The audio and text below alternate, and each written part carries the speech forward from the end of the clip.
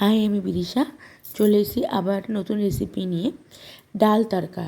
এখানে আমি প্রথমে কড়াইটা বসিয়ে নিয়ে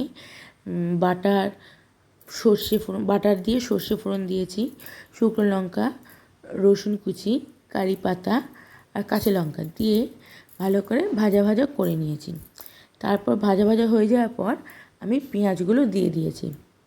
পেঁয়াজগুলো ভাজা ভাজা হতে হতে হলুদ, জিরে গুঁড়ো, ধনে গুঁড়ো, নুন দিয়ে ভালো করে নাড়াচাড়া করছিলাম। তারপর একটা ঢাকনা দিয়ে চাপা দিয়ে দিলাম। চাপা দিয়ে দিতেই পাশে আমি একটুখানি ডালটাকে মুসুর ডাল, মুগ ডাল, অড়হর ডাল, মটর ডাল, ছোলার ডাল আর সামান্য কিছু মটর দিয়ে টমেটো, দুটো রসুন, লঙ্কা আমি ডালটা সেদ্ধ করে নিয়েছিলাম। পেঁয়াজটা দিয়ে ভাজা ভাজা হয়ে যাওয়ার পর ডালটাকে আমি ঢেলে দিয়েছিলাম। দিয়ে ভালো করে নাড়তে নাড়তে এখনও অ্যাড করা হয়নি, আমি একটু হিংও দিয়েছিলাম মশলাটা কষানোর সময়তে। ডালটা যখন ফুটে উঠেছে আমি কটা কাঁচা লঙ্কা চিড়ে দিয়ে দিয়েছিলাম।